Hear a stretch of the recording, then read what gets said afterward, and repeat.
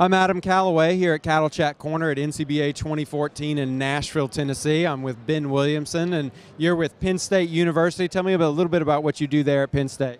I'm actually new to Penn State. I started at the end of August. I'm the Penn State instructor, and I'm also a livestock judging team coach. So I teach the selection and evaluation courses, and I like to refer myself as catch-all extension. I help with some youth stuff and some adult stuff and the Pennsylvania Bull Test and a variety of other things. Well, what people can't see right now, standing off camera, are several of your students right now, and they're making faces behind you, but that's okay. Tell me, as we start to look at the future of agriculture and you're dealing with the millennial generation coming up, what are some of the big challenges facing agriculture? Communication is the biggest challenge that I foresee coming in because we're so understaffed in terms of being able to tell our story. I spent a summer in D.C. with the American Society of Animal Science a couple summers ago, and we really have an issue in terms of communicating what we do and why is it important and what's real and what's not. And it's easy to come in and see perceptions from a consumer and from a outside that maybe we're not working with people, we're not doing the best job. In reality, we care more about our livestock and what we do in our operations more than anybody will ever dream. This is not a business you get into because you're the money opportunities or anything. You do it because you're passionate about it, and we need to be able to relay that. You said some of the issues that we need to communicate better on, and we've had some of those issues come up. Well, what are some of those issues to you that have come up in the last year? Well, as an educator, when I've gone through teaching in various institutions over the course of the last few years, even kids that come into my classroom really don't understand that even food animals are met there for a food animal production change in the reality of what's viable and what's not to be profitable and sustainable as we go into the future. Sustainability has meant a lot of different things to a lot of different people. Part of it's stewardship of the land, making sure that we take care of it for future generations. Part of it's economically to make sure that we stay in business. No matter how well we take care of our land, it doesn't matter if we're not going to be able to be profitable, because otherwise we're going to be homeless on the streets. So you also come from a family operation. What are you doing specifically to be sustainable on that operation? I think doing what we've always done from generations before and making sure we take care of the resources we have available and changing with the times, knowing that we're going to have to take in more technology and be able to make sure we take care of what's there already. And that's the biggest thing, is change with the times and become more visible, become more open with the public and the community to understand what we're doing. I grew up in an area where there's a lot of development coming on. There's a lot of farms that's been sold out and put into subdivisions, and it's heartbreaking from an agriculture community to see that, but it's reality, and we have to be able to work with those people, and therefore we have to have a very open-faced relationship, be very visible in what we do, and understanding on both sides of the fence so we can work together in the same place. Animal welfare is always a big topic in agriculture. It's always near and dear and sort of forefront in our mind. What are you doing on your operation there to take care of your animals? What are some of the practices you implement? First and foremost, making sure those animals are comfortable and out of the weather, and doing, again, what we've always done, taking care of them. And that's what any good stockman is going to be able to do. We're also trying to implement good quality assurance practices in terms of being able to use needles and vaccines and antibiotics appropriately when they need to be doing, and checking up with residue awareness issues and make sure those animals don't go to slaughter or enter the food chain to take care of them.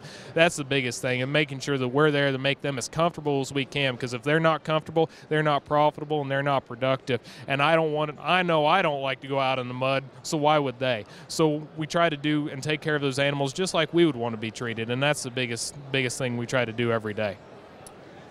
Technology. We'll talk a little bit about technology. Do you have a smartphone? Yes, sir. Do you have apps on your smartphone that are agriculture related, livestock related? I have one or two. My wife's a little better than me on that stuff. Now, when y'all are looking at decisions on the operation and you're gathering data and information, do you use those sources to help you make those decisions? Absolutely, because if nothing else, it's just like any other millennium generation person. They're convenient and they're on the go. We're in an age where technology changes so quick and information is at our fingertips, and only to be relevant we have to be able to keep up, and to keep up we almost have to use things and technology such as smartphones. So we're constantly looking at market reports and looking at different ideas and weather, even trying to make those directions and decisions of what's going to be the best for our operations to again be productive and profitable and sustainable. What are some areas you wish you can get some more information on? Different areas in your operation that you wish you could gather more information to use to help make those decisions? I think a lot of it's going to always be markets and trends and where things are going in terms of we live in such a global environment, and understanding what's happening in different regions of the country to be able to make decisions that's going to affect us. The other part of it is always going to be inputs. Where are the ways that we can find new places to go for different things that we need that's better or just as good for a more economical value? Some things are because of regions are getting harder to be able to compete on some of those commodities that we need, and finding other alternative resources to be able to do so is extremely beneficial. What about analyzing the data? You need help doing that? I always need help analyzing data. But yes, anything that can make my life simpler, that I don't have to read a lot of graphs and a lot of inputs in a hurry. I've been fortunate enough to go to school, and I can go through some of the analytical things, but I also have a father who never had the opportunity to leave the home farm. He has trouble understanding and seeing those things, and when things get so complex, we need to be able to make it simple. The reality is there's no cookie cutter answer. Everything's a little situational in terms of what we need and what we have to do. But if we can make it so we can make quick decisions in a hurry in logical manners, just like you would in a judging team or with my students as I teach them in the classroom, anything we can do to make things easier and better is absolutely going to do. And there's rooms to do that in technology with smartphones that are quick reports that we understand is current. Well, you just mentioned your students. What is one of the messages that you really try to hammer home with your students about ag? About ag? Be proactive. We're in a traditional sense, so we haven't been proactive in this industry and tried to lead the discussion when we go to the table and have to deal with it. We're behind the eight ball. We're behind the eight ball in communicating our story, and in terms of people being able to look at us and understand what we're trying to do. People are 3 to 4 generations removed from the farm pretty regularly at this point. They don't understand. So I try to get them to be proactive and understand, and try to not be afraid to be able to lead that discussion. The other thing I try to do, just from a career aspect, is not be afraid to say yes to opportunities and be able to continue to move on and be around different peoples. It's scary to leave home and do the different things we do, but it makes us better. And that's something I really try to push them and challenge them to do every day, is to go outside our comfort zone. Last question is about the consumer. If you had an opportunity to say one thing to all the consumers out there that are buying beef, what would you say to them? It's a great product, and we do everything we can to make it as wholesome and nourishment as we possibly can for not only them, but their families and their children. I grew up, my father fed 3 boys, which was not cheap by any means, the standard thing. We ate a lot of beef from the home farm and bought.